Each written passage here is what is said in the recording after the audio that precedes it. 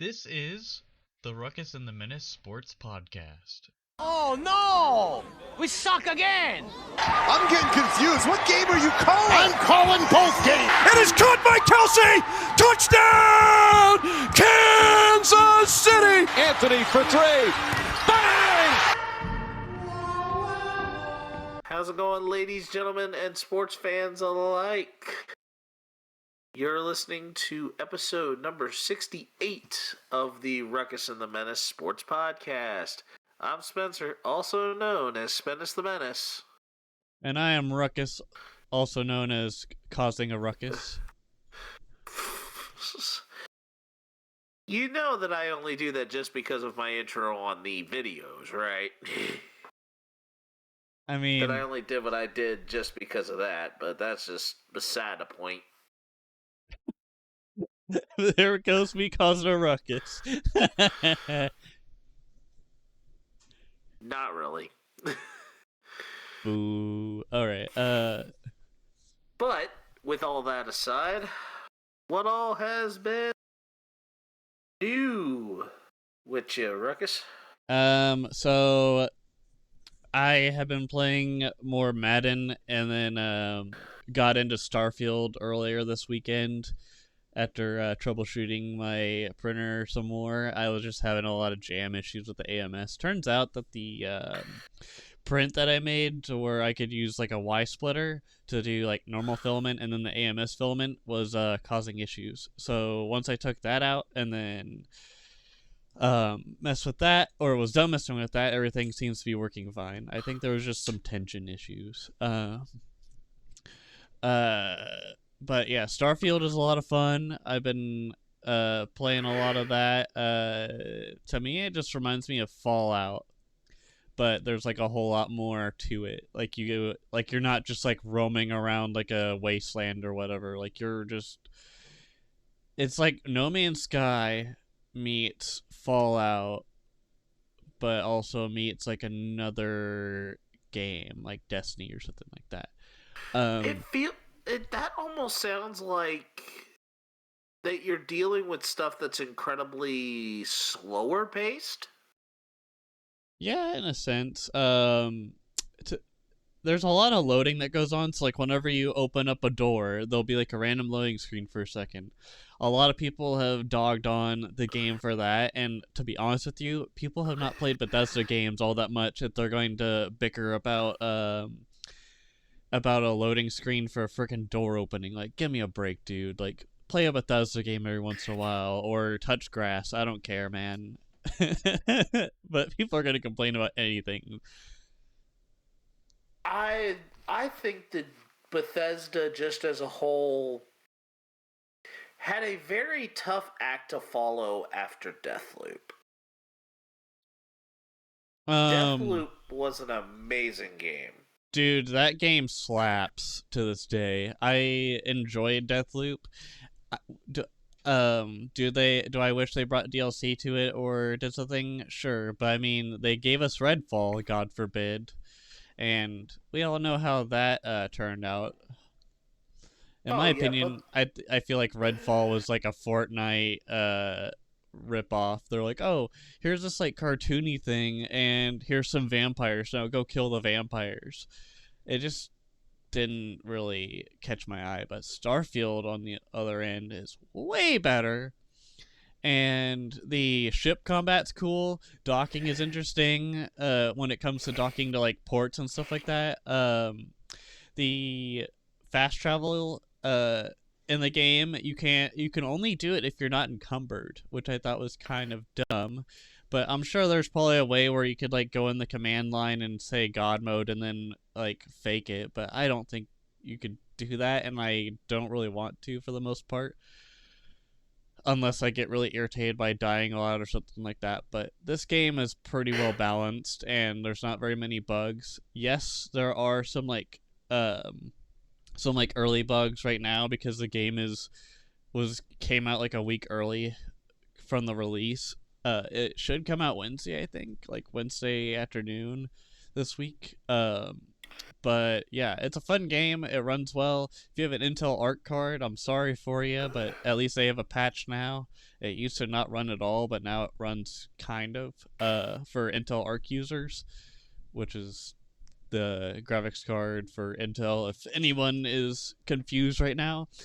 And then, yeah, I'm also excited for Thursday Night Football as my Chiefs get to face the Lions. And God knows if Jones is going to be with the team in a little bit. My guess is he still will be, but we'll talk about that later. Spanish, I've taken up a lot of time, so I'll let you talk now.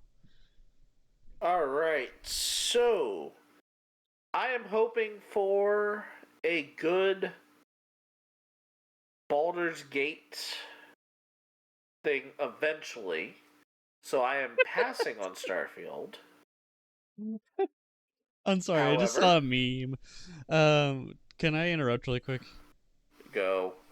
Alright, breaking news. The Chiefs had traded Chris Jones to the Texans for 7 draft picks, defensive tackle Malik Collins, and 5-day passes to Houston Space Center. Chiefs saved $28 million in cap space, and Jones will finally be happy making $30 million a year while never making the playoffs again via Adam Schefter. Was that a meme, though? Yes. Oh my goodness. That is... The problem is that if Chris Jones ended up with D'Amico Ryans, who knows? Some damage may be done. Also, I'm surprised you didn't start laughing when I said 5-day passes to the Houston Space Center. That should have been a big indicator there. Well, that should have been a point that Houston definitely had a problem. Ha ha. But as I was saying, the busyness of September for me has begun. 2 weeks to Nashville. We had some friends in town for the weekend, so we ended up out in the city of DC on Saturday. Some board games on Sunday, and some trying to fix a few things that we were needing a little bit of help with today. But other than that, I mean, it's been just kind of going. I mean, just football's back. I've already gone through one fantasy football draft. I have another one tomorrow. So that'll conclude my fantasy football drafting for the season. I've been playing Madden whenever I can. I'm hoping I can get into some Baldur's Gate if I manage to luck out. Otherwise, I'm probably going to wait on that because I've been enjoying this Madden run that I've been on.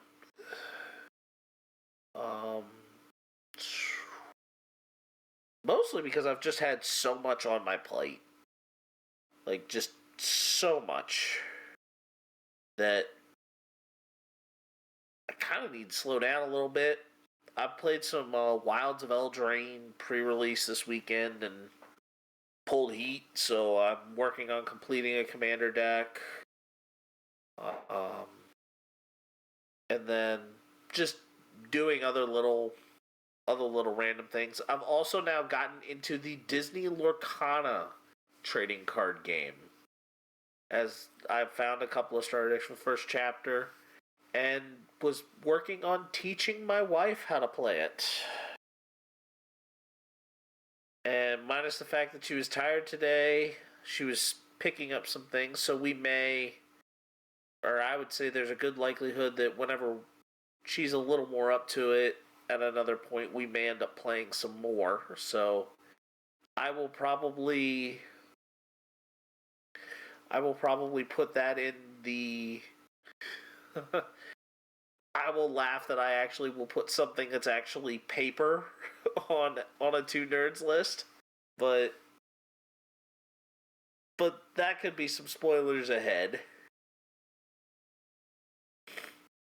Especially if this game holds up well. And it sounds like they're having fun. Oh yeah, Ravensburger has potential. Like, Ravensburger's actually having potential with something, and It's actually something that is not a 30-year-old tabletop game. But with that said, let's get right into a little bit of a little bit of what we do best.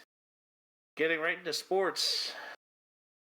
And the first major piece of news is this. Football is back, baby. Are you ready for some football? I don't think that was slurred enough for Hank Williams Jr. to even enjoy. Sounding like old Hank would probably be rolling in his grave after that one, but that's just me. Actually, come to think of it, I don't even think Hank's dead yet. Hank who? No, actually, Hank Williams Jr. ain't dead yet. Okay. I thought you were dying inside because I didn't know who that was. What? Wait. How long ago was the Are You Ready for Some Football thing for you? Well, With didn't Hank he? Williams Jr.? When did he get cut off? Because didn't he get cut off of Monday Night Football due to some conflicts of interest or something like that with ESPN back in the day? I mean, he had the Monday Night Football thing for a long time, but then they dropped him due to a simultaneous outcry for after cancel culture after George Floyd's death in May of 2020. Oh. When Williams' song of All My Rowdy Friends Are Here on Monday Night debuted in 1989, ESPN continued to use it for the primetime matchup when the primetime matchup moved over from ABC in 2006. 2011, the network stopped using Williams' song for 6 years after he publicly compared President Barack Obama to Hitler. 2017, however, back when Trump was back in office, it was back by popular demand. For the 2020 season, the the network will open every week with the Rip It Up by rock and roll legend Little Richard. ESPN has not said whether they would bring it back. Man, I just love me some good Carrie Underwood, though, for the Sunday night thing. I don't know how the network affords her, but damn, she can sing.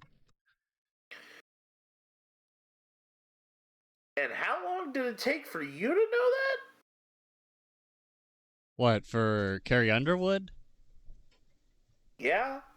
Oh, I've known that. It's just a nice little joke of mine to say, damn, I'm surprised I can afford her, because she's always there. She's just, like, sitting there chilling, talking about how it's Sunday night, and then getting everybody riled up for the game, you know, that are still, like, awake, you know, because it's Sunday night. Some people are sleeping. Or some people... And actually, it was previously Faith Hill. It was Faith Hill for a long time, and then Carrie Underwood just recently, I think over the last few years, took it over.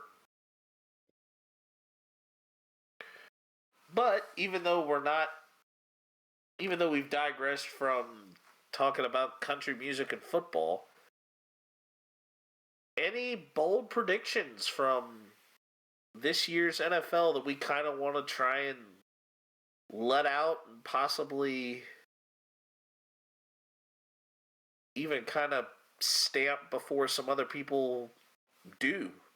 Do you think the Panthers are going to be good this year? Because I have a feeling that they could start because they have Miles Sanders and they have a few decent wide receivers for Bryce Young to throw to. And I don't know if he's starting, isn't he?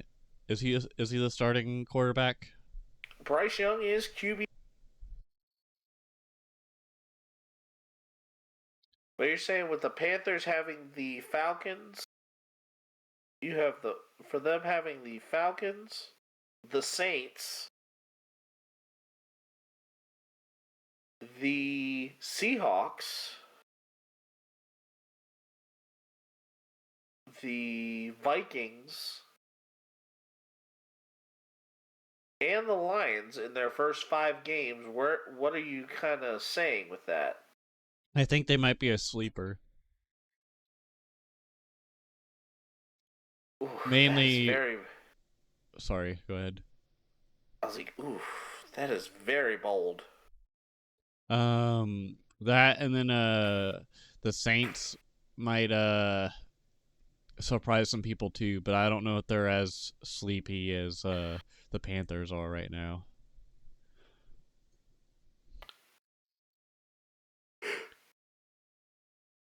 Yeah, I think the first team that I think is going to surprise some people.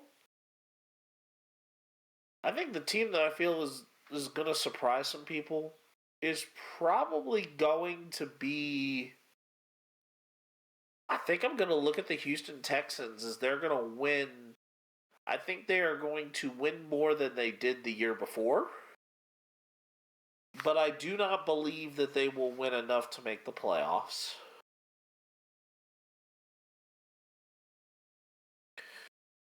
I think Houston could realistically. I think they could be a 6-win team. But I think that D'Amico Ryans can get the Texans in a trending upward direction.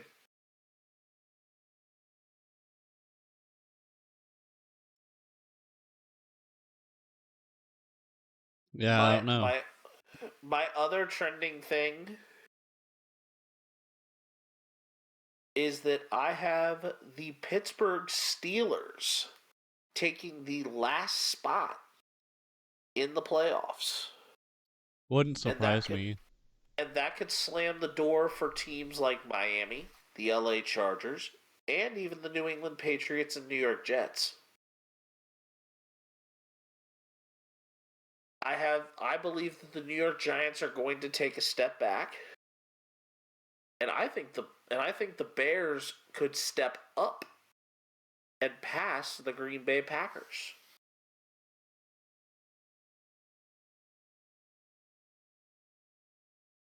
But I also feel that the Detroit Lions could realistically make a wild card team because a whole lot of notable players cross conferences to the AFC.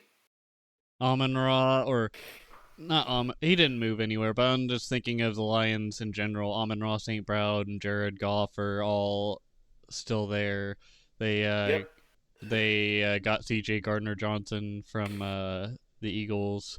They got They drafted Jahmyr Gibbs to replace DeAndre Swift. that was a very swift trade. Well, that was Swift going to the Eagles. And then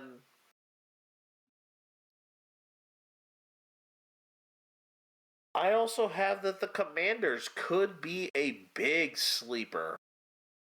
I mean, they were an 8-win team last year with kind of quarterback play about equally as bad or equally as underdogish. Ron Rivera just being Ron Rivera as well. Like he finally admitted like a week ago that Sam Howell, he didn't realize Sam Howell was even a thing. Like could have been a guy that they could have started over I believe it was Heineke or Of Heineke, yeah. But I think that they were but I think that and I also my bold prediction is that I think Heineke will figure out a way. He'll figure out a way to end up on the field if Ritter doesn't play well, but I think he'll be stuck as kind of a love child of what Scott Turner's offense is. yeah, I kind of figured that was why he was signed to the Falcons. Because Mariota's now an Eagle, so Yeah. And all then right. the MLB wildcard races and division races. And kind of just a little bit of an update. In the AL East, Baltimore is still leading as we head into the final month. The question I'm happy for your team. Well, my Red Sox are still above 500, but we're still treading water. But as far as that second team that I feel like I don't hate in the AL East, I feel very happy for them. So the real question is, does Baltimore hang on? I feel like I called this. Especially with Tampa Bay still chasing them. I feel like I called this one thing that I was talking about whenever we were talking about the mid-season stuff. Because you know how I was saying that they needed to bolster their bullpen? Felix Bautista is having, I believe, season-ending surgery, or looks like... moved towards UCL, and then they get Jorge Lopez back. Yeah, which is good, but what I'm trying to figure out is if he actually tore it. Yeah, inflammation in his right elbow to go down before making a decision on next step. So that sucks for the Orioles as far as their main weapon for the bullpen. But yes, you're right, they do get Jorge Lopez back. But do they get the Jorge Lopez of last year? Orioles All-Star lore, or do they get the journeyman that ended up in Minnesota and Seattle? He ended up in Minnesota and then Miami. I don't think he ever went to Seattle. Miami, not Seattle. Yeah, it was Miami, not Seattle. Because he went for Dylan Floro. Yeah. And then, anyways, but yeah, I don't know if that gets him over the hump, but I think it gets him somewhere. But I don't know how I predicted Batista going down, but I just figured you could only throw that fast for that long and not have any repercussions to your body from that. That dude is also freaking humongous. Like, yeah, but you can say that for just about anybody. Yeah. Of course, behind them is the Tampa Bay Rays, then the Toronto Blue Jays, Boston Red Sox, and New York Yankees. AL Central, other than the Minnesota Twins, nobody cares. Insert SpongeBob meme here. Nobody cares. Talking the imagination. Yeah. I was also thinking of that meme with I don't remember if it was like Jurassic Park, the first one, where like the one dude is talking to the other guy and he was like something about how he was like, tell everybody, hey, this guy got this achievement, or this guy did this, and then he's like, look, nobody cares.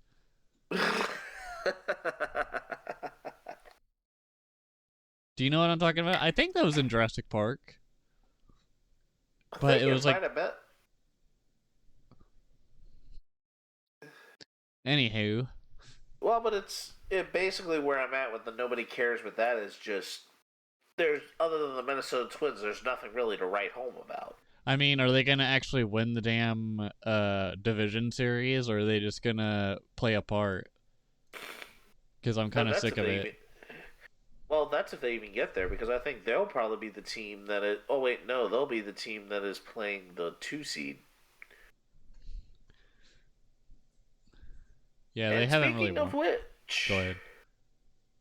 Speaking of which, the teams that are right there, right in that heat of the battle for it, the AL West is a 3-team slugfest. Seattle. The Seattle Mariners, the Houston Astros, and the Texas Rangers. Will the Texas Rangers finally channel their inner Chuck Norris and roundhouse kick the Mariners and Astros out? Will the Astros blast off? Or will the Mariners take to the seas and get the victory? Who will ultimately win this division, as all 3 of those teams are separated by a single game? With currently Seattle being ahead. I think it's either the Mariners or the Rangers. I really want either or of those teams to win it, and not the Astros, because the Astros have been the main settlers of first place for a while now, and both the Rangers and the Mariners were trying to take that from them. Especially the Mariners. They've been doing this. They've been trying to do this hunt longer than the Rangers have. The Rangers pretended to do it for the longest time, but now they actually have talent that's actually doing stuff. Versus saying, hey, we spend yay amount on this player and he's really good, but has an off year or has a injury-riddled season. Yep. But the only difference between the Rangers and the Mariners is one game. And as far as the amount of games played compared to the Astros, Seattle and Texas have played 2 less.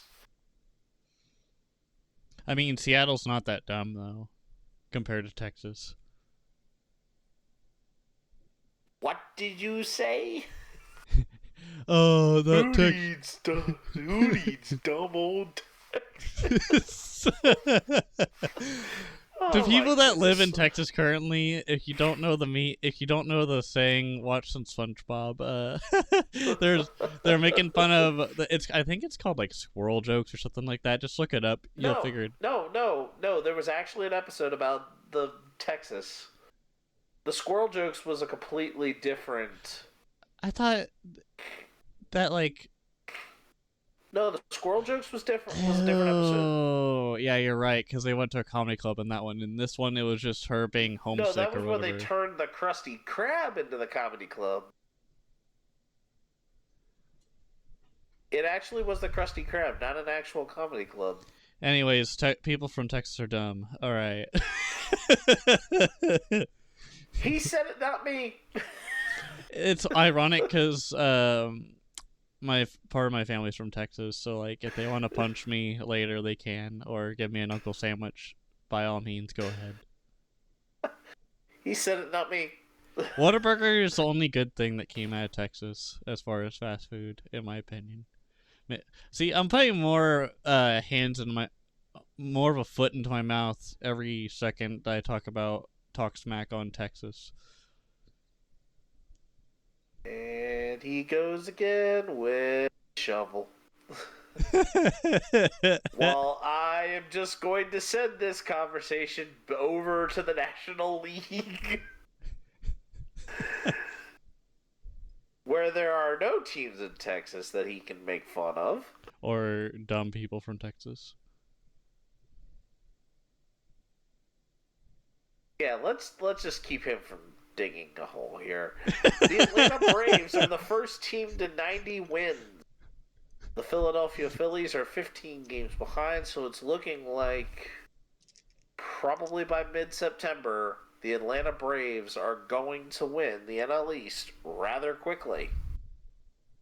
The Marlins are closely behind. The tanking Mets are right now falling in free fall now. Falling with style. They are free falling. Buzz, we missed a truck.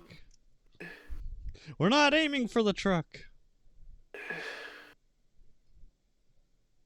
I don't even know where you were going with that, but I was just Toy Story. Oh, I was doing Toy Story where you said falling, and I thought of falling with style. But yeah, I got your Tom Petty ref.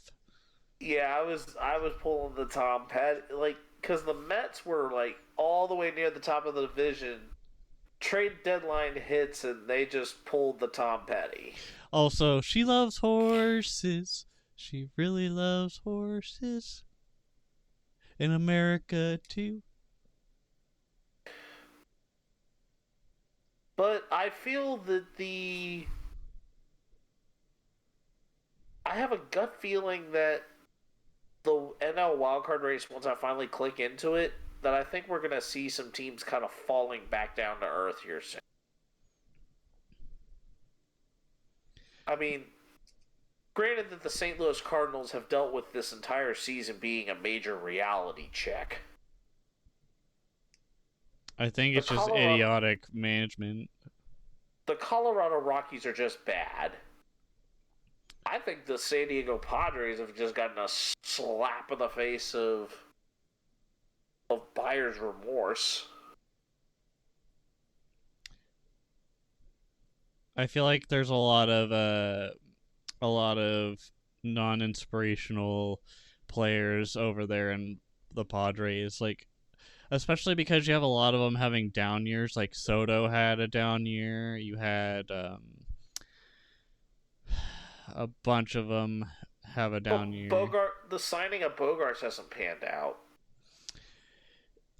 I feel like what the Padres are doing, or what the Red Sox did back in the day, back like in the early 2000s and 2010s, when they would sign big name players, and then those big name players wouldn't turn out, like Carl Crawford, for example, or Pablo Sandoval. Pablo Sandoval was not a good signing. The Carl Crawford one, I think you could. Adrian Gonzalez. The Adrian Gonzalez one, I think, was a little bit of a flop. The Carl Crawford one, you could take it or leave it. And the ironic thing is, the Padres were the team that traded him to the Red Sox. He was doing well with the Padres, but he was like the only one actually doing anything worthy of like being good. And then then the Padres, I think, eventually sent him, or the Red Sox eventually sent him over to the Dodgers. Mm-hmm.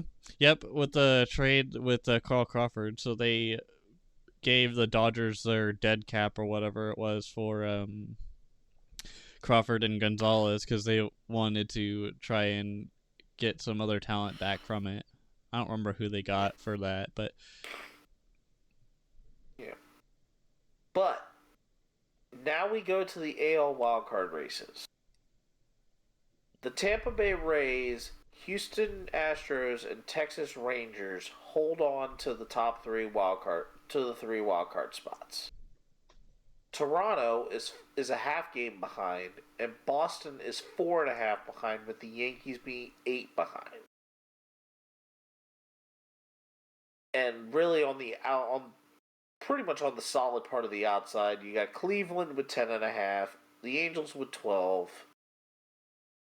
The Tigers at 13 games, the White Sox at 23.5, and the Royals and Rays are likely, they're pretty much just mathematically to the point that they're just sitting at home doing nothing.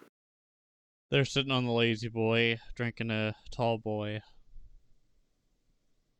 As both of them now have lost 96 games.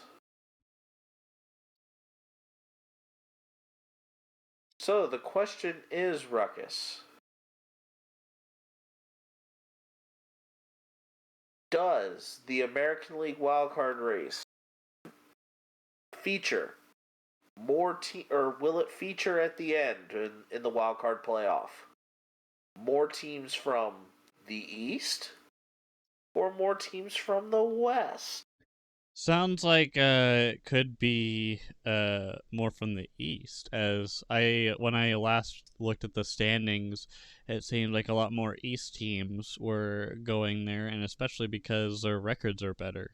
Because even the last place team could still, like you said, take second or third place on another branch of the AL divisions, like the West or the Central. But currently, right now, if the season were to end today, you have the Astros and Rangers as being the two teams extra from the AL West. So you would have 3 teams coming out of the AL West in the playoffs. Yeah, I think I think I'd have to change my answer on that to be the West. I just figured it would be the East. So basically, here's what you have. So what you're saying with taking the West, you would have that the West would be hanging on to the last 2 wild card spots.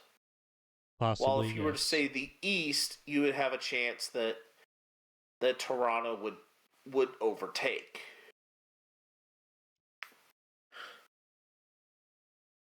So here is what I'm saying is going to be the next bit of entertainment And it gets really entertaining here over the next few games for the Rangers and Blue Jays, and the Astros a little bit. The Rangers are in the middle of a 3-game set with the Astros where they lost the first one tonight or today. They play the Astros in 2 more. Then they get 3 practically freebies with Oakland. Then they play a 4-game set with the Blue Jays before going to Cleveland, then Boston, then Seattle. That puts them to about the final stretch of the season, where they then conclude with the Angels, Mariners, and the Mariners. So I think that the Rangers could be in a very, very challenging position heading into the final stretch. Houston, on the other hand,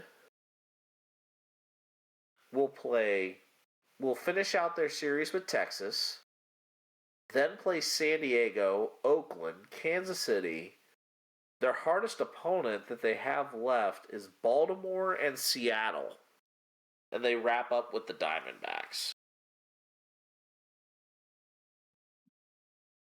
The Rays, who are way ahead, are not going to matter all that much in this part of the race. Not the Rangers. I wanted the Blue Jays. The Blue Jays will continue a series with the Athletics.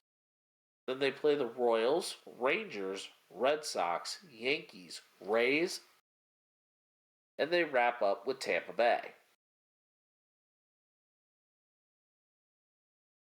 And then Boston, who is the next closest, is wrapping up a series with Tampa. Then they go Baltimore, New York, Toronto, Texas, the White Sox, and they wrap up with a 4-game set with the Baltimore Orioles. So I think that Toronto has a very good chance of moving up in to the wild card spot. And that is more so because I think the Texas Rangers have the toughest schedule to push themselves out.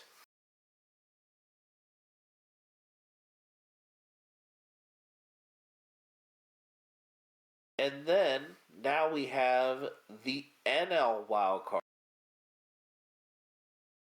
where you have the Phillies, the Cubs, the Diamondbacks, the Reds, the Marlins, and the Giants, all now within 6 games of each other, and the Padres and Pirates at 6 and 7 games out of the bottom wildcard spot.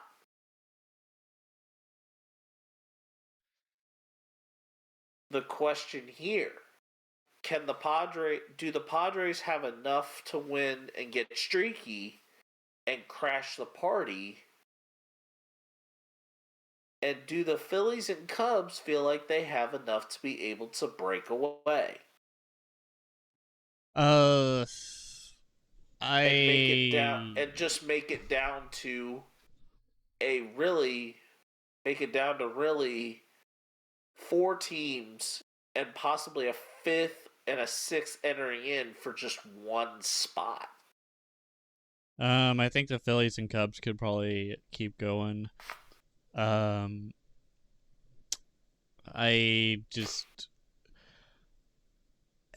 don't know. It's all about momentum at the end of the day. I think the Phillies push back, and then the Cubs try to fight them on it. It seems like near the end of the year anyways, like the season, a lot of teams that are in the hunt either come through and push through, or they get left behind. For the Phillies, it's going to come down to how much let-up does the Braves have, or does the Braves give them? For the Cubs, I think it comes down to how well they play against Arizona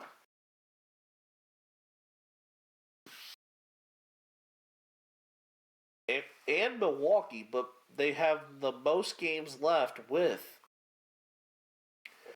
the Diamondbacks. They have 7 out of their remaining games are with Arizona. So those two as a whole will be beating up on each other a lot.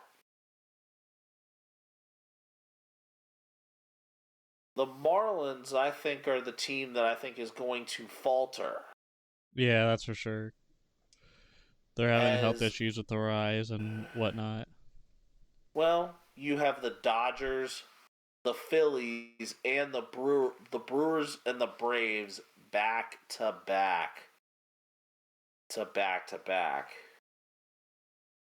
I think at that point the Marlins will get eliminated. The Reds are currently dealing with the Mariners. Then you have the Cardinals, the Tigers, the Mets. I think the Reds are the team that I think will have the best chance of getting in. Because I think they have the least... They have what I like to call the path of least resistance.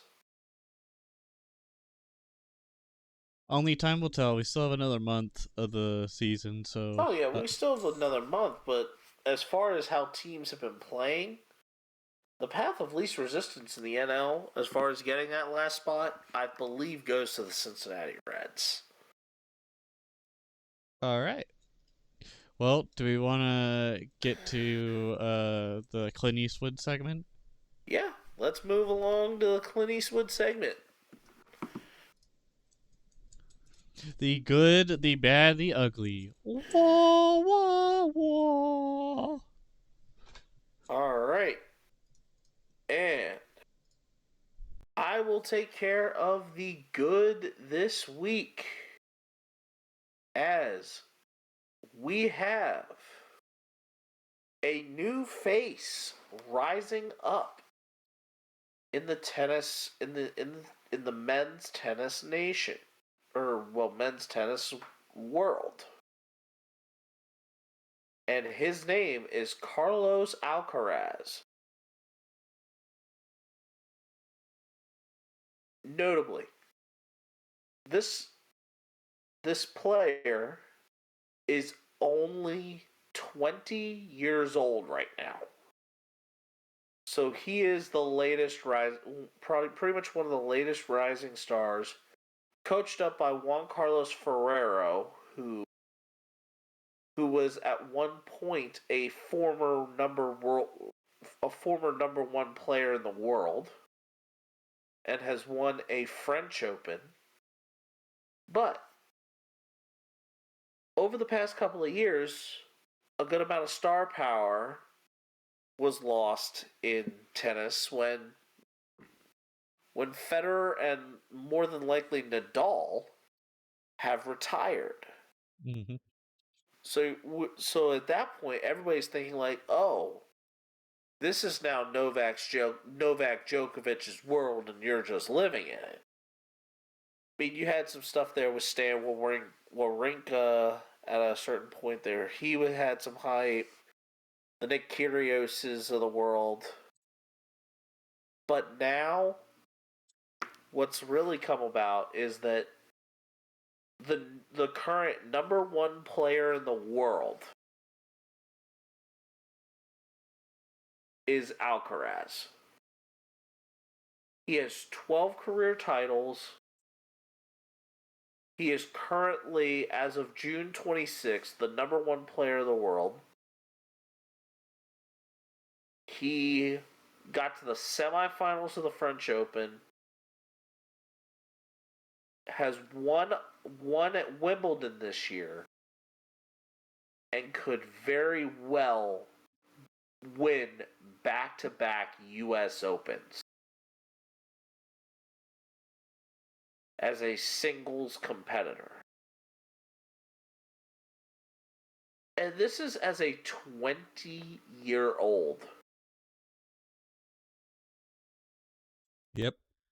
And is an all-around, and they consider him an all-core, all-around tennis player. he's garnered comparisons to a young Nadal and a Djokovic. So he's being compared to some of the best players in the world at their current time. Like, or during their prime, as some of the best players in the world.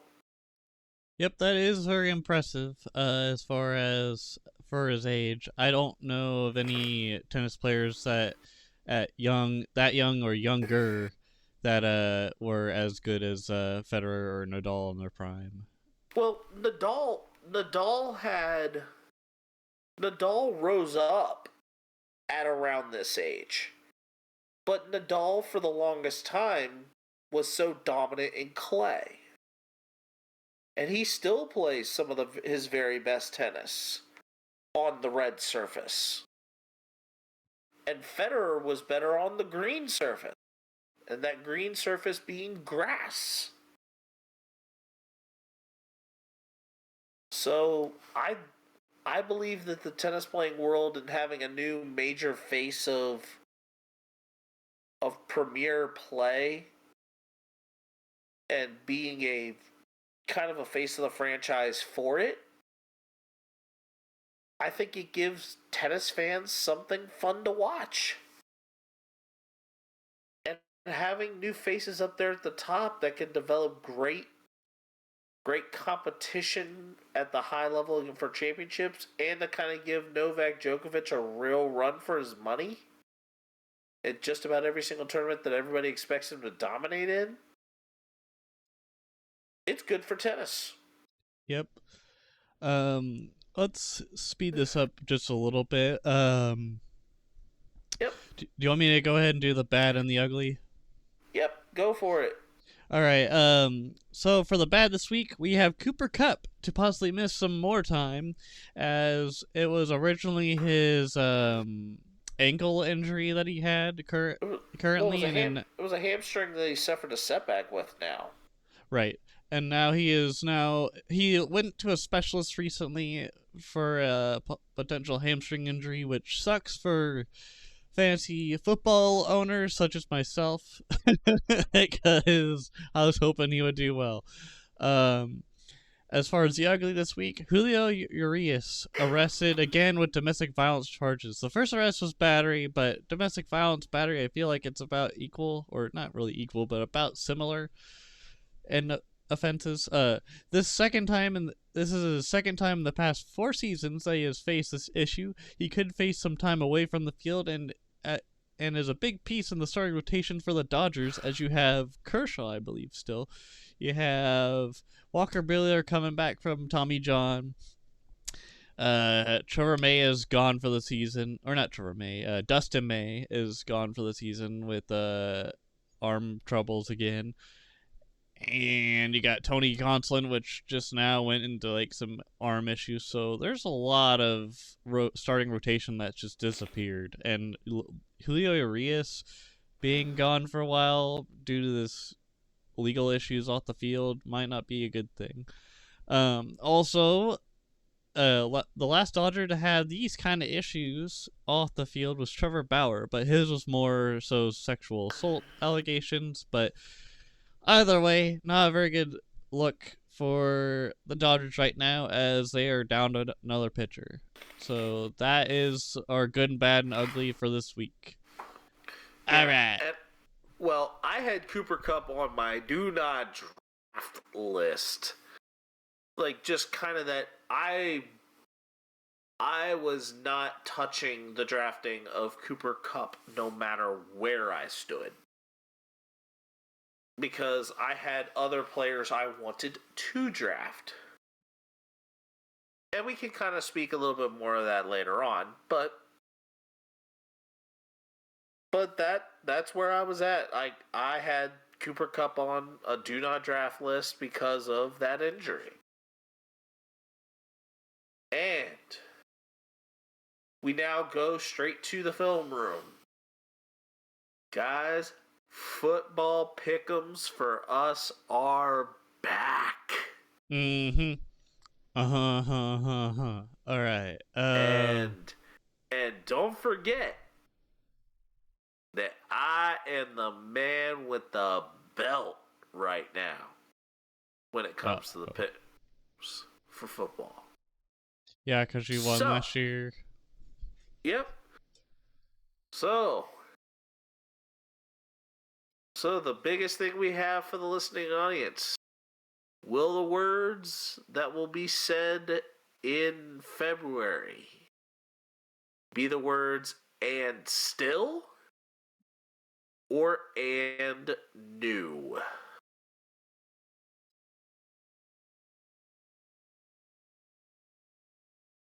I don't know. The first games that we will have are a couple of college football runs here. We have the Alabama Crimson Tide versus the Texas Longhorns. Ruckus, where do you stand on that one?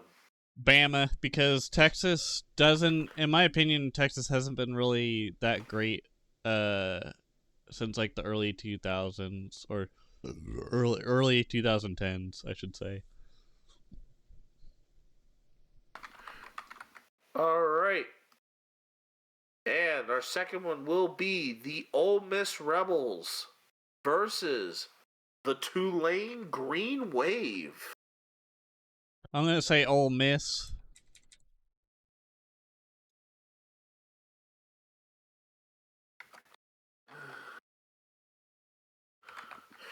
All right, and now we go to the NFL. We go straight to the Thursday Nighter.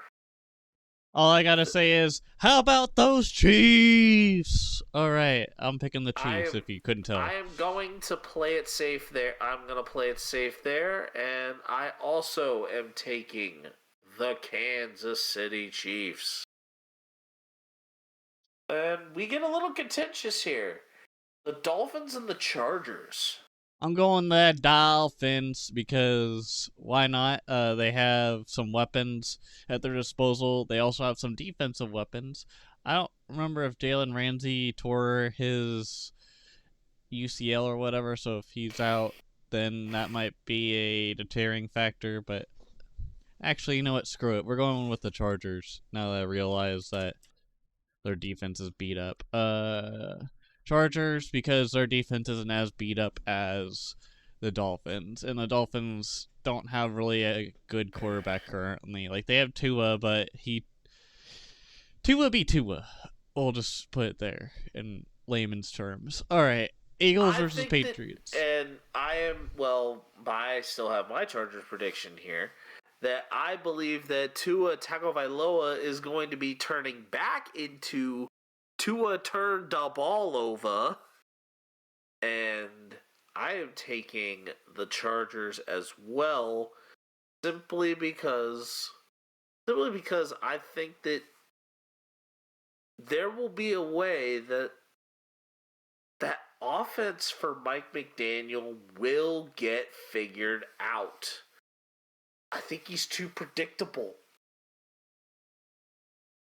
And that comes with also Tua being too predictable.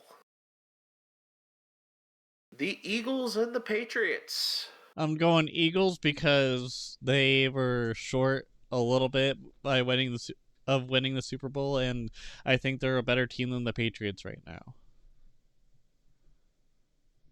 EAGLES, Eagles, is where I'm going. Fly, and Eagles, now, fly. And do we go with the Pack or the Bears? The Bears! I really wanted to go Bears, and I think I still will. But I also know that along with that does come some play that really has to be shown from Jordan Love. Also, the ayahuasca lover is now in New York, so I mean, I feel like, Jordan Love is probably not as proven as he could have been as a quarterback to fall in the shoes of Rodgers and Favre. So we'll see. Maybe the Bears. I think the Bears have better potential. I think the Bears have a lot of upside that can come out of this, especially if Justin Fields plays well. But also at the same time, I really hope Christian Watson also does well against those Bears corners to be able to get open for a guy like Jordan Love. Yep. I also like the Elijah Moore stuff going out. Or actually, isn't he a Brown? Elijah Moore's a Brown, yeah. Okay, so I could have put Bengals Browns on here, but I didn't. that's okay. All right, and then the next one, Cowboys Giants on Sunday Night Football at MetLife.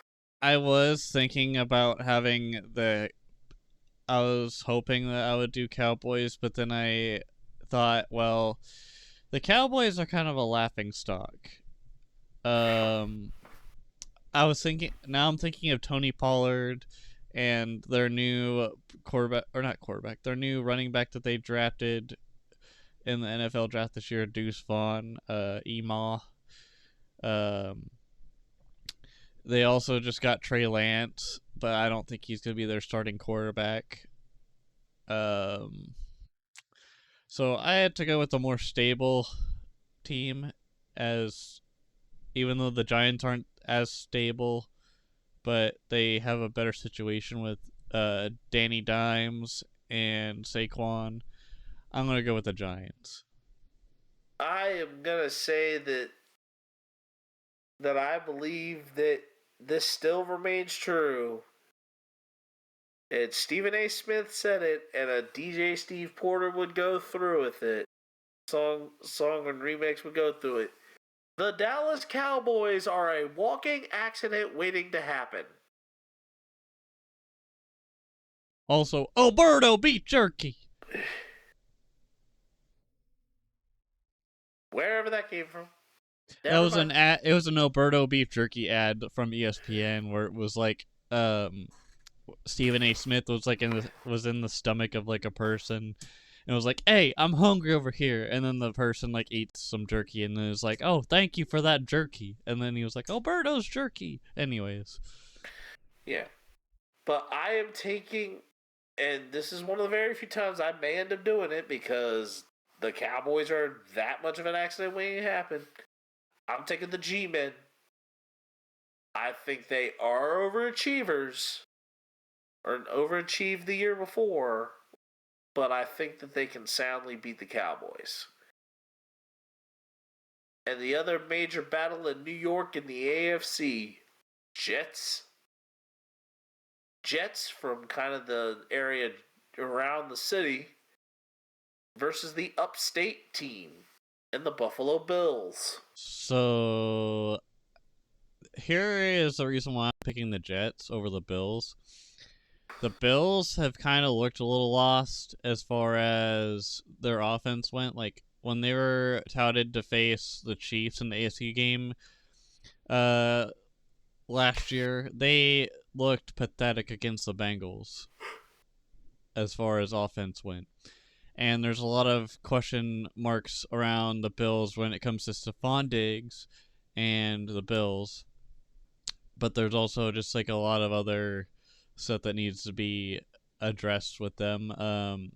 They just lost Zach Moss to season-ending surgery with a leg issue.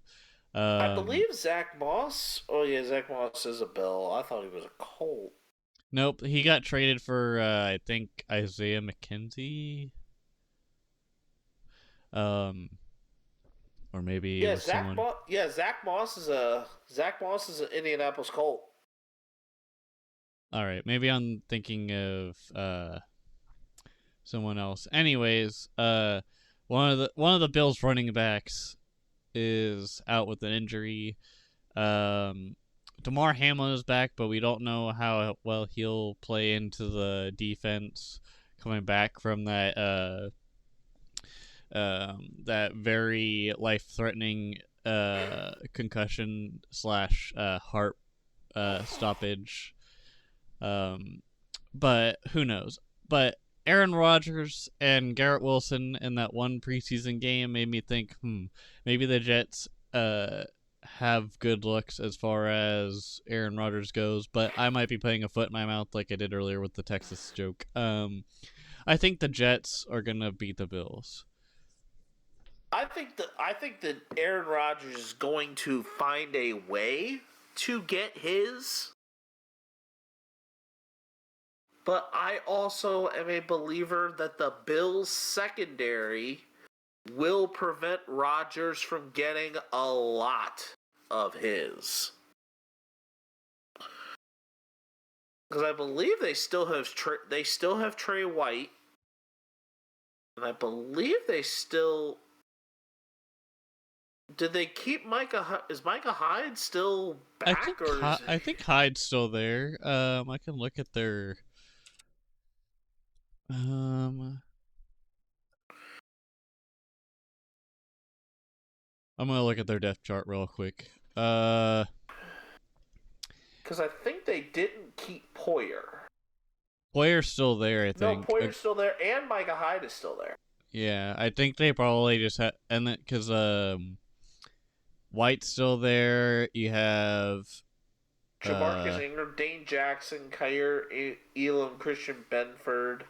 You aren't gonna have Von Miller till I think week 6. I think, from what I heard. But I don't think they'll worry about that too much because Shaq Lawson could step in if he continues to play well. I think that Sean McDermott is a good enough defensive coach that could make this very, very difficult for an Aaron Rodgers. So I am going to softly take the Bills here. Okay. All right. So our color commentary that we have for this week is we will be updating you now on our statuses in our franchise race videos. All right. So if you have not seen our primetime game Super Bowl stuff and want to still watch that before you continue on, or if you don't mind listening to a summary and just want a quick and dirty explanation of what happened in week 1 and 2 for us, you can stay right here. That's fine. Anywho, do you want to start with your week 1 and 2 stuff? I'll let you roll because you're going. All right. So week 1 and 2. So week 1, I believe, if I remember correctly, you were playing the Dolphins. Yep, I was facing the Dolphins, and I was talking a lot of smack about how Tyreek Hill could not get to 2,000 yards this game, or the next game. I ended up beating them by a fair margin. I just need to remember.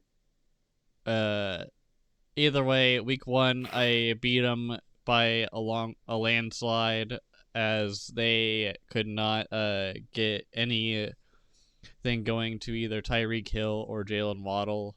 And then week 2, I faced the Tennessee Titans and lost by 5 points near the end because I made some boneheaded mistakes by throwing interceptions and just throwing the ball away. But I was also having some technical issues, but that does not account for the fact that I screwed up a couple times by some turnovers. So in week 2, I had the video start at the halfway point because that's where the game actually looked like it was watchable, and that's what I did there. Week 3, I will be facing the Vikings. Okay. So for me, in week 1, I went through my standard preseason cuts and did the introduction through a training montage of some depth pieces. Can I also really quickly intervene on that? I'm sorry, I forgot to mention. Yep. So speaking of cuts, I traded Gerald Everett, my tight end, for Robert Tonyan because when I was playing the preseason games, Everett couldn't run a damn route to save his life, and also couldn't catch the damn ball to save his life. And yes, his overall was 83, and Tanyan's was like I think 70 something. But Tanyan can actually catch a damn ball and run routes, even though he's much older. Anyways, carry on, Menace. Okay. I have made no major trades at this time. I am working on trying to keep a lot of what I need intact, but I may have to get a little creative. Get swifty. But week 1, I kick off against division rival Indianapolis with them facing an Anthony Richardson and a Jonathan Taylor who is not on the PUP list in video game and wanting out, but a Jonathan Taylor that was a challenge to deal with, but being able to force Anthony Richardson into some turnovers, and also being able to open up the offense a little bit with Trevor Lawrence really got me going in game 1 to be able to win decisively and by 10, because I think I won by 10. Yeah, double check my finals here. I believe I said it was a 36-26 game. Yeah, so I won by that much, and had some great praise for my passing attack. It was a 36-26 victory for me in game 1. But even though I was able to win very well in going a little more vertical against the Colts in a game where I was unable to run the football, I had to be a little more methodical in my approach in game 2. In week 2, because I played Ruckus's favorite team, the Kansas City Chiefs. And I had to do a little bit of chess boxing with the best quarterback in the league in Patrick Mahomes. You know what's funny about that too? Chris Jones actually plays in the games. Yes. That's what I thought was weird. I was like, wait, isn't he holding out? Yeah, and I'm not talking... But my games are not so much talking smack as it is that I'm like, I really had to think on my feet against You Mahomes. like that? And yes, my title for the first episode was The Colts DBs Need a Map. The second one was chess boxing with the defending champs. And I won that game against the defending champions 33-28 and forced Patrick Mahomes into 4 picks. And my secondary is a little nuts, and that game also with the Chiefs was one of... It was very back and forth. Did you blitz him much? Because I figured if you blitz him, that's when he really shines, because then he'll like throw the deep balls and whatnot. But if you keep him from like trying to throw it or confuse him and then have him throw it somewhere where he didn't mean to throw it and get intercepted, that's where it really crutched him in 2021 whenever we started at that rough spot in the season and then eventually worked our way back up.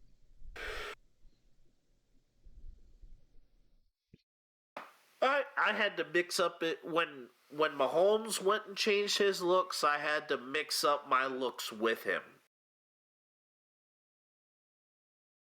Because if I stayed in the same look, I was getting torched. But a teaser for week 3. My week 3 game is against the Houston Texans. And some bad breaks start to come and hit me. But when life gives you lemons and your back's against the wall, you figure out how to get out.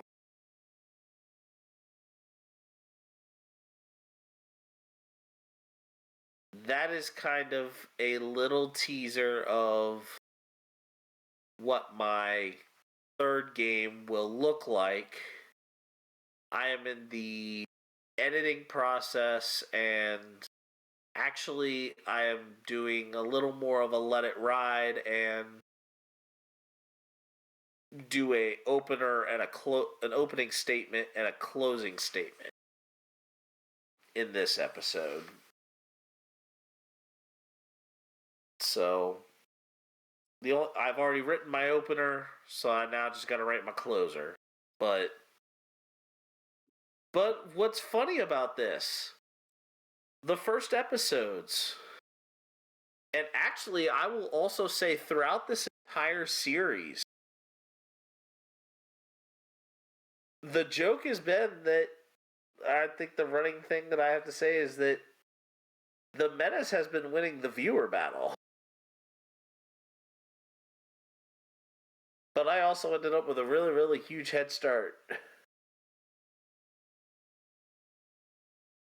I mean, the thing is, though, too, I think that first video was a lot shorter, and that's why it caught on, because with the algorithm that YouTube has, it's like, you had to have, like, your video has to be, like, shorter in order to, like, get more people to click on it. Because, like, you know how, like, shorts or, like, TikToks are, like, super watchable is because they're, like, 10 or 20 seconds long. Or if a video is just, like, a shorter amount of time, it takes less time to, like, consume that content and, like, get the information that you wanted from that video versus, like, a hour to half hour long video, you know? Like, podcasts, for example, are usually about half an hour to an hour and 30, and some go for like 4 hours. Like Painkiller already, shout out to you, does like a good 4 hour podcast each Saturday or whatever. And I don't know how they do it, but goddamn, I could not go 4 hours doing this stuff.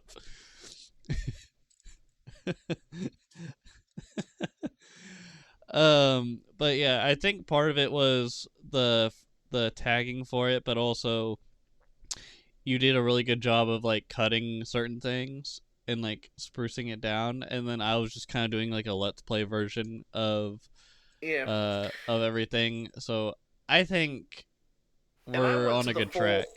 Well, and I went to the full game version, and I'm going that way now because just my editing abilities for the software that I'm using on my console, because I'm actually doing them straight for the PS5, is so limited, which is why we're preparing to work out some other things to help improve the script writing and stuff for some of the things for future episodes. I may actually be able to clean up my crop a little bit more, do some more polishing on the edits, and be able to bring back, to kind of be able to bring back the style that I want to do. I may even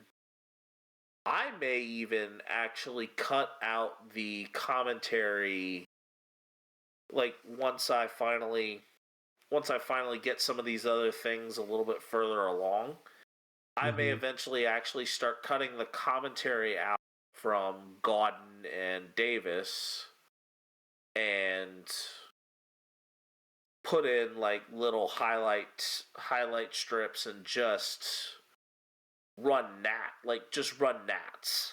Like run a lot of natural sound and then Dude, Godin and them are just kind of annoying. Like when I was playing when I was doing mutt stuff and doing like the challenges, they're like, "Oh, you didn't get it this time," but blah, blah, blah, blah. And I'm just like, "Shut up." yeah. They're kind of annoying at times, so I'm just like, okay, let's turn these little guys down.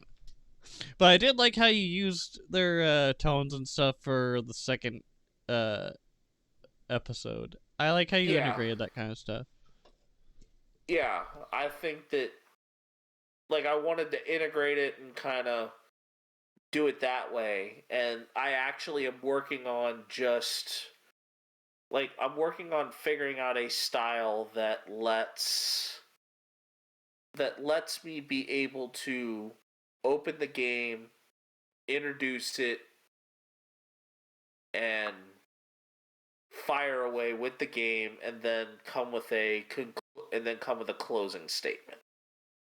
I'm making, my videos are becoming longer, but my gameplay is continuing to be straightforward. Yeah. And my games, I've been trying to keep my games as somewhat realistic as possible, and especially in terms of scoring.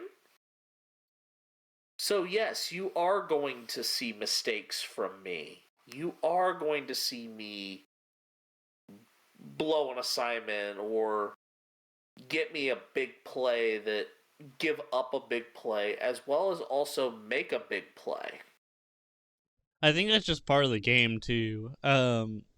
Like there's people that do simulations of like games before they happen. Like for the Chiefs, for example, they do. There's a sports network that I follow called KCSN, and they do like a simulation of what the game could be like per week, and they do like a 2-minute simulation of that.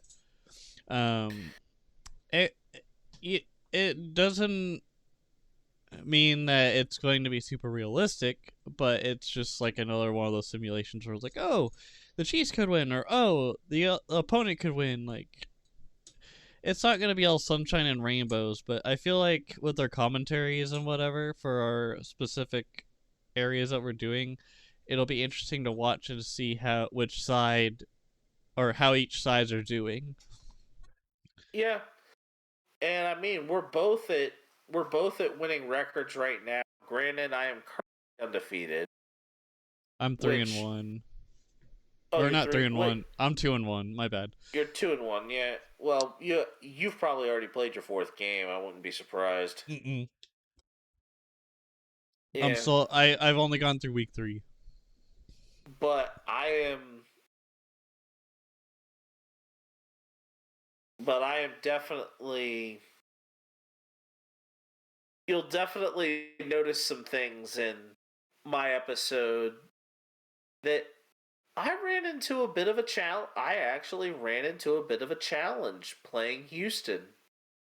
I mean, granted, I told Ruckus that I felt like I severely underperformed, but at the same time, I'm like, there's some tough things going on with this game. Like, not kidding. Like, some of this is hard. I mean, think of it this way. When the Chiefs are facing the Texans or the Colts, they're thinking, oh, we could definitely steamroll these guys. And then they ended up losing to the Colts and then almost losing to the Texans. So it's like, I think there's a lot of stuff that's different in this game. And luckily there's a patch that came out to where the menus aren't as clunky as they were before that patch. But I'm still connecting a controller to my PC to just not deal with the wireless disconnect issues. Alright. Yep. Anyways, let's go into our prime time, right? Yep. Our primetime game.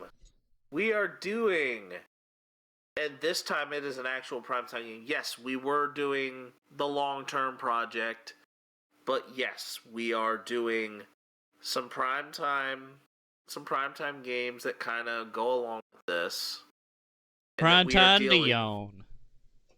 Deal or no, and this episode is deal or no deal, and we are playing with running backs. And we are actually doing running backs by committee.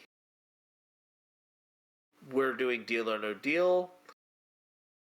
PPR, fantasy standard points rules. Running backs are by team. So pretty much if you have the team's running backs, you get the individual points. Well, decimals. Decimals will be in play here. So if you have 72 yards from one back on your team and 68 points from another, or 8 yards from another, you'll get a full number. So you have the opportunity at full numbers, and this is only for yards. Receptions are a single point. Tutties are 6. Fumbles lost. If you lose the if you lose the fumble, you'll lose 3.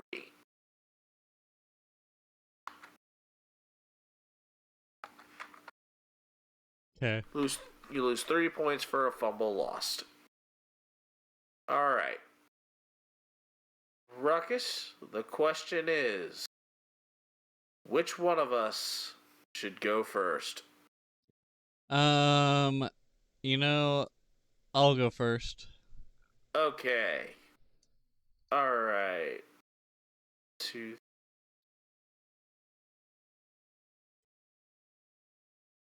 All right. Pick. Start with 4 cases. Don't I get to choose one though at the start? Oh, yes, you do get to choose one to start.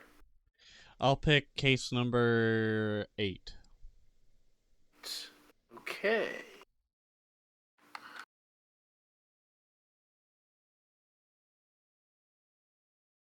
And then 4 cases. so let's do 13. All right, stop. At case number 13, you have gotten rid of the Giants. Okay. Let's do number 2. Oh, Ruckus, you just got rid of the Chiefs. Wah, wah, wah. Number 5. That is the Jaguars. And then last one, right? Or 2 more? One more. Okay, 6. That is the Commanders. Okay, so So how many did so I have 4 as my case, right? Or 8? you have 8. Okay, 8. And then, which ones did I pick again? So 13. 2, 5, 6, and 13. Okay. Cool. All right. What's your case? And for my first deal. Oh, okay. My bad. I forgot how deal or no deal worked. But now it's slowly coming back. All right. So this first one, I am going to give you the Steelers running backs. Which is literally just Deontay Johnson, right? No, that's wide receivers. Well, actually, no. Let me see if I can make this a little sweeter for you. I'm gonna look up their depth chart really quick. Najee Harris and like 2 other no names. No deal. Yeah. All right. Well, all right. So no deal. Deal on the Steelers' backs. Play on. All right. I think we're gonna go 3 cases here.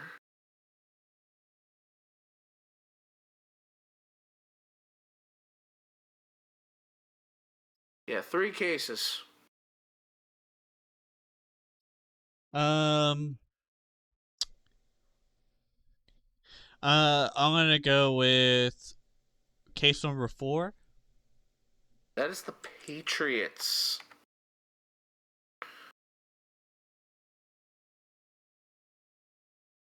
Case number 7. That is the Saints. And then case number 12. That is the Vikings. You've played this somewhat very, very mid-range. But this is a slight improvement. I am going to offer you the Ravens running backs.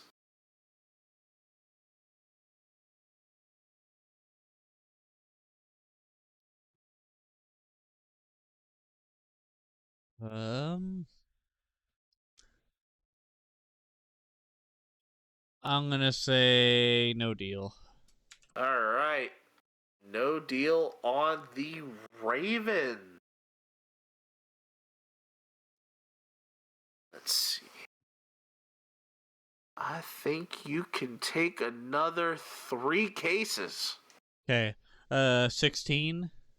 That is the Titans. Okay.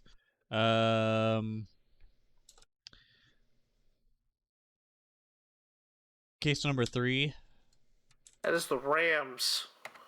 Woo. And then one more. Case number 11.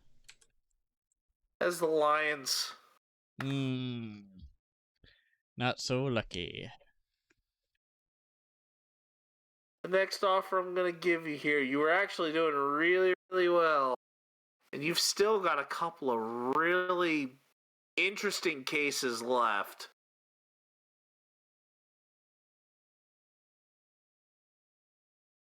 I'm going to give you the Texans. Ooh.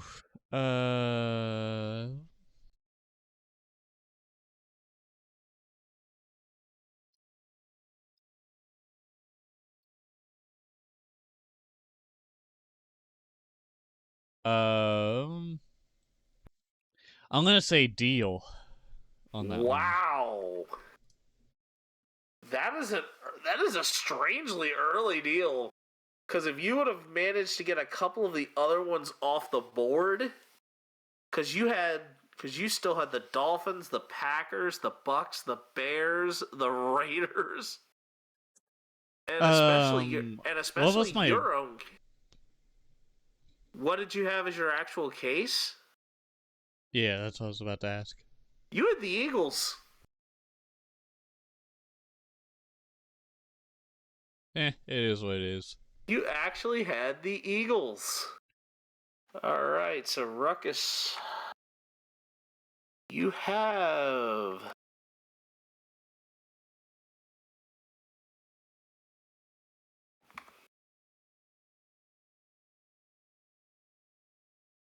and I'm going to say and the reason why I said takes deal of the Texans running backs while sitting on the Eagles case, that was the case you had. Yeah. That's and fair. Now, if you would have gotten some of those other ones out, here were some of the ones that, if you would have gotten a lot of those other ones out, like maybe the Bucks and the Bears, I would have offered you the Jets. I mean, that says a little bit, but yeah, keep going. I could have offered you the Jets. I could have offered you the 49ers, the Falcons. I think if you would have taken me no deal on that and gotten rid of like maybe cases 14 and 15 on mine, I probably would have given you the Falcons or even the 49ers at that point. Could have given you something to really, really entice it. I wasn't that confident was my problem. Because I had the Steelers and the Ravens for the other two, and I was like, well, shit. This is probably not going to go well for me. Oh, and I didn't even put the Browns on the list. And I think if you would have had to play it extremely well for me to even consider the Browns. Yeah. All right, so you have 16 cases. Yes, sir. 11. All right. I'll take 11 as my case.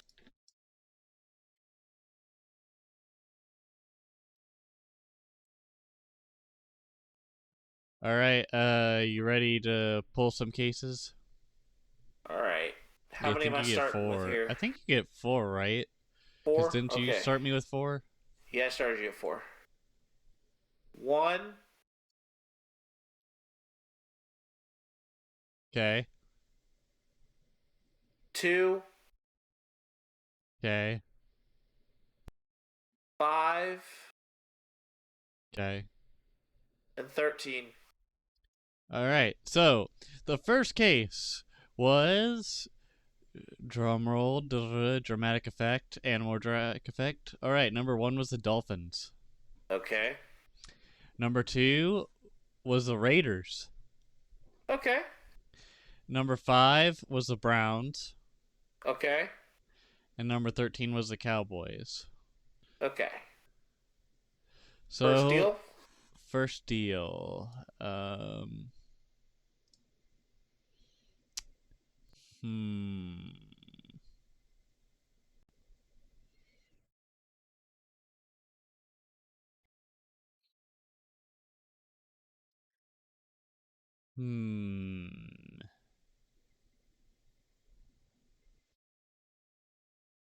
Give me a quick sec. Still trying to look at different teams.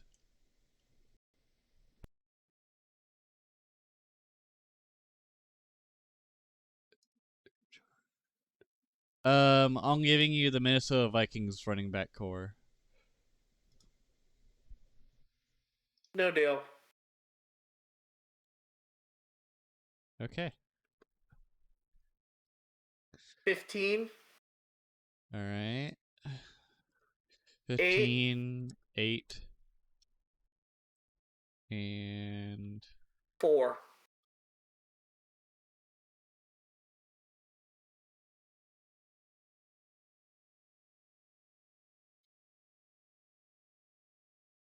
15, 8, and 4. So 15 was the Falcons. Okay. 4 was the Eagles. Okay. And 8 was the Panthers. I'm actually okay with that. So, because you had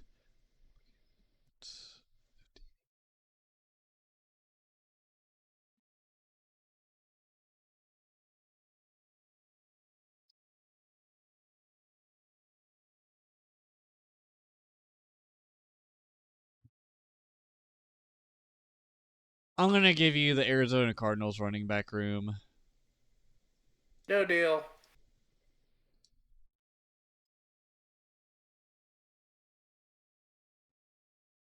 All right, I'm ready. I think I'm at 3 cases.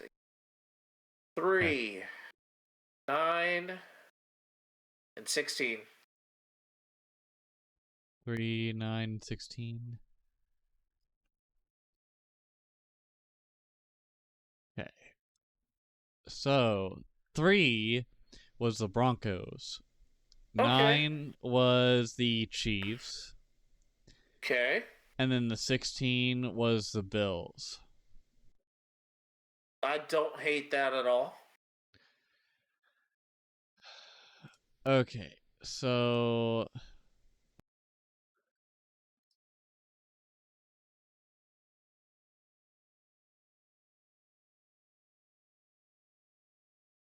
give me a second to process this. For a lot of that removing, I feel like I'm being set. I feel like I'm being set on one that I don't really hate to have.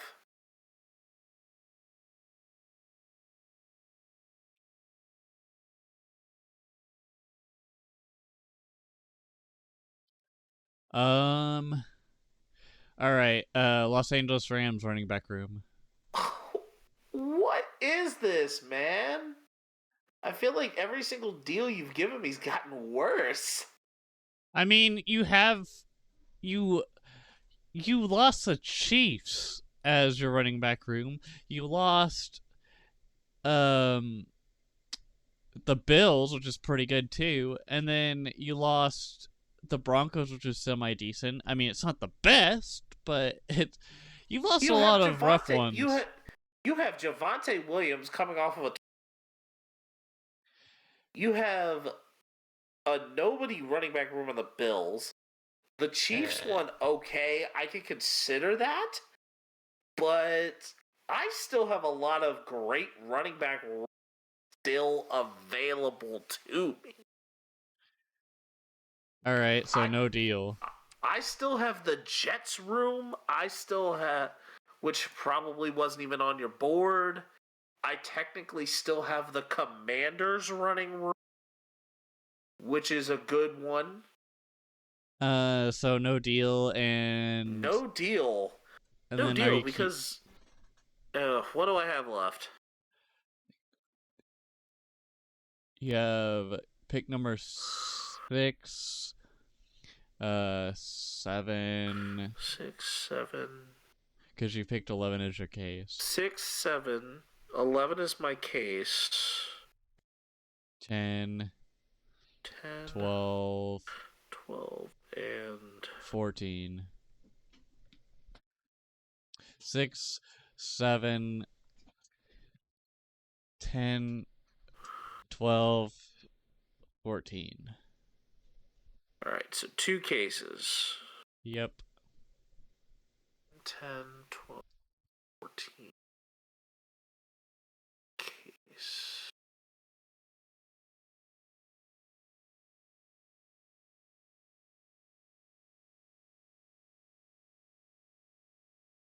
Six and 14. Okay. 6. And then 14.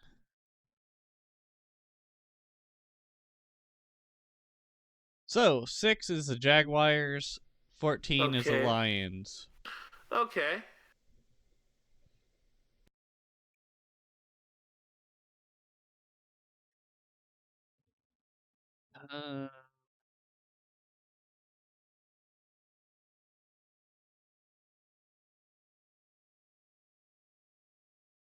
Let's see here. Yeah,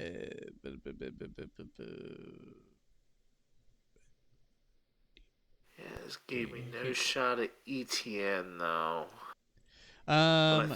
Deal number 4 is the Cowboys.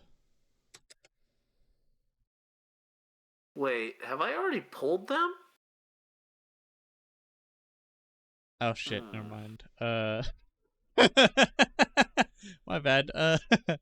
Okay, I can understand that in certain situations, but with this many options, don't give me something I've already pulled. All right, New York Jets.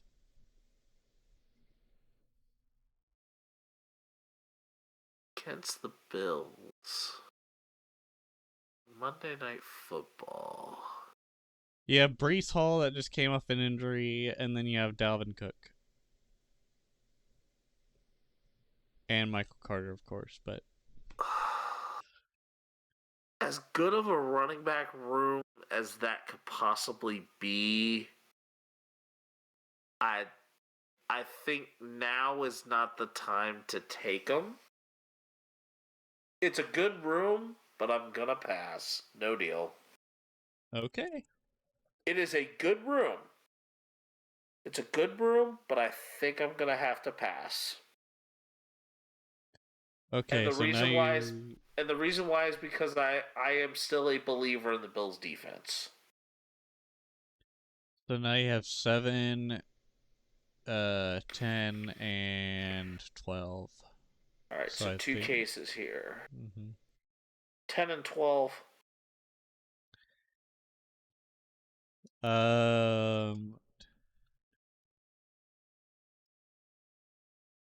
So 10 was the Bengals, and then 12 was the Giants. Okay, yeah, the Bengals one's a little off, off because that's Mixon, but I think it's Mixon, not really much of anything. Because Samaje Perine is on another team.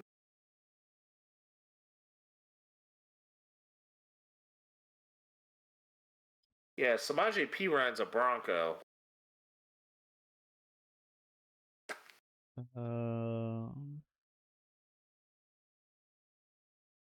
Deal.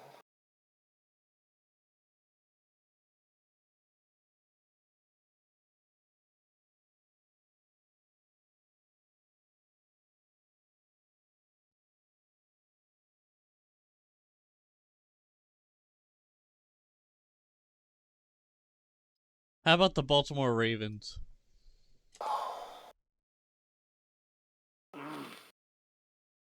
That was one that I really was thinking. I'm like, oh, is he going to give this?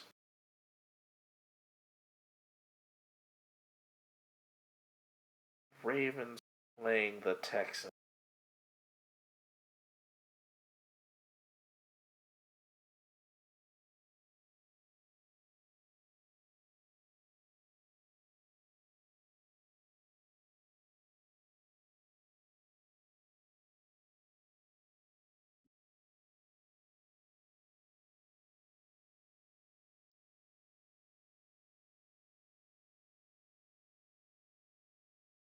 What are you thinking there? I am debating something here, and the reason what I'm looking for is I am trying to figure out who was or how good the Texans were against the run.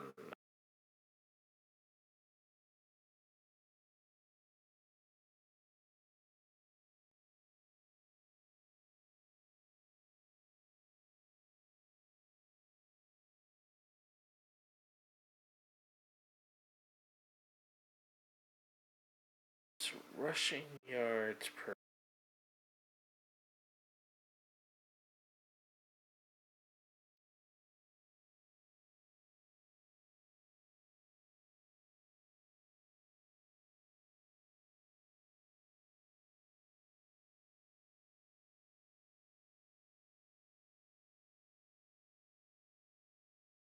I think I want to take it. I think I'm going to take the deal on the Ravens. All right. Wait. The Ravens is. Who do they even have? That's the real question.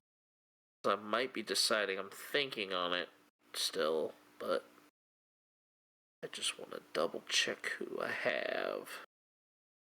J.K. Dobbins, Gus Edwards.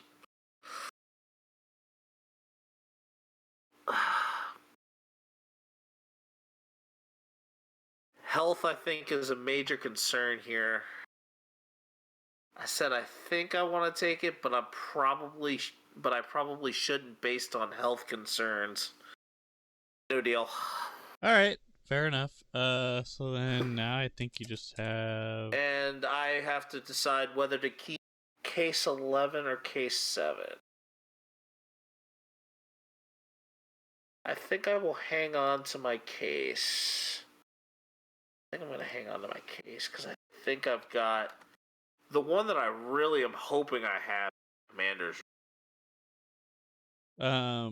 So you want to keep case 11 and unveil it? Yes, I am keeping case 11. All right. So case 11 is the Los Angeles Chargers. Oh, that's a good room. And who did I pass up on for that The other Ravens. Case? Wait, the Ravens was the other case? Yeah. Why would you do that? Why would you put the deal being the one on the other case? I don't know, dude.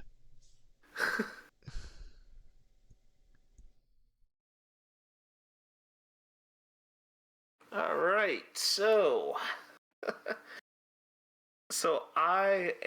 and you were sitting on the Eagles case. I passed on the Ravens case, hanging on to the Chargers. And the reason why I was like, and I would have said this, if you would have given me the Commanders case right there before the final two, I probably would have taken it. The Commanders case I'd have taken. Yeah. Or the Commanders deal I'd have taken. But I am kind of quite happy I ended up with the Chargers, because that is Austin Eckler.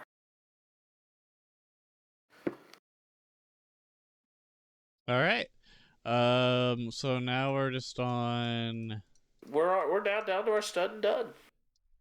All right. So my stud for this week is the Oregon Ducks mascot doing 546 push-ups during the season opener against Portland State as the Ducks went on to win 81-7. And then Deion Sanders, for choosing to have the letters instead of captain and other letters, he decides to have jerseys for L's to be for leaders and D's for dogs. And then my dud for this week is Artie Moreno's thought of possibly chasing for a championship / wild card spot, and instead of seeing it until the end with the trade acquisitions that he got, those trade acquisitions were flipped to the waivers after a flop of the team shift. So you had Ronaldo Lopez, Lucas Giolito, and I believe Randall Grichuk also got waived as well. But you still keep CJ Crone out of all this. So Giolito wanted out. Randall Grichuk wanted out, I guess, apparently, and then like a few others. But that's still bad. Usually you don't see a team waive players that they literally just traded for to be key pieces for your team to possibly go all the way to possibly going to the playoffs. Kind of dumb, but Artie Moreno likes failure for some reason. I don't know what it is. All right. Go ahead, Spennis. All right, so while Ruckus had done an honorable mention for the coach in Coach Prime, I am actually going with the players that were on the field. As Shedeur Sanders, he had a 500-yard passing game in his first game out with the Colorado Buffaloes. So he basically finished 38 for 47 for 510 yards and 4 touchdowns. 5 receptions for 135 and 3 touchdowns going to Dylan Edwards. And then on top of that, let's make matters even more interesting here. Although Shedeur Sanders had 5 negative 32 yards for all the times he got sacked, Travis Hunter had 11 receptions for 119 yards, no tutties, but on the other side, he had 3 tackles, 1 solo, 1 tackle for loss. He had an interception. And basically played both sides of the ball. So that's why I think he had that. Shedeur Sanders had the L for leader, and Travis Hunter had the D for the dog because he played Hold the on. D. You gotta say it with me. Absolute dog. You're welcome. Yeah. And basically giving Coach Prime his first victory in Boulder in a victory against 45-42 over number 17 TCU. And then my dud is to a certain Astros fan. for being involved in the fan interference that resulted in Yordan Alvarez being called out. But you would normally think that for something like that, it would end right there, right? I guess. Wrong. It goes a step further. As the hilarity and further inability to live the moment down continues, when the sideline reporter for ESPN goes up to him in the stands for an interview, where he then tries to go through what's going through his mind, and of course, what's the one thing that everybody wants to try and do on TV? Act a fool. And kind of had a bit of that as well, and tried to get his son involved, and it was like his first game. He just moved out to the area.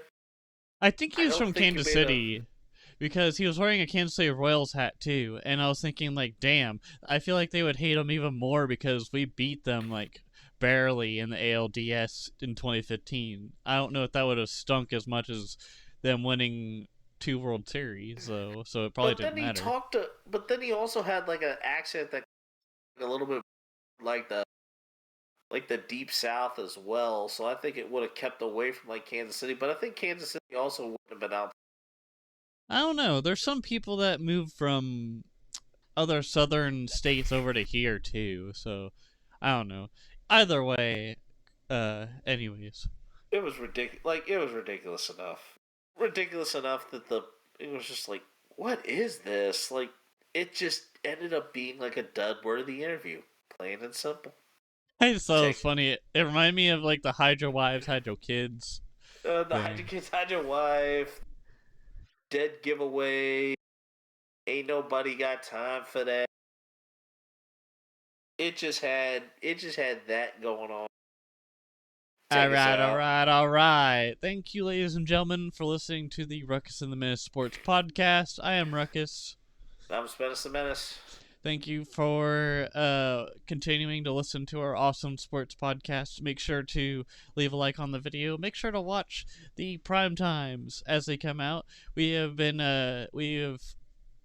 don't know if it's really official, but I proposed that we publish the videos on Fridays, so week 3's video for me should come out Friday at around 10 a.m.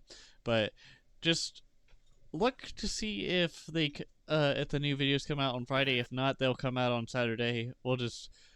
We're playing it by ear. The first couple episodes we played by ear because we just didn't know when we wanted to publish them, but now we're just gonna do them on Friday, Saturday timeline for our weekly NFL videos for our Super Bowl race.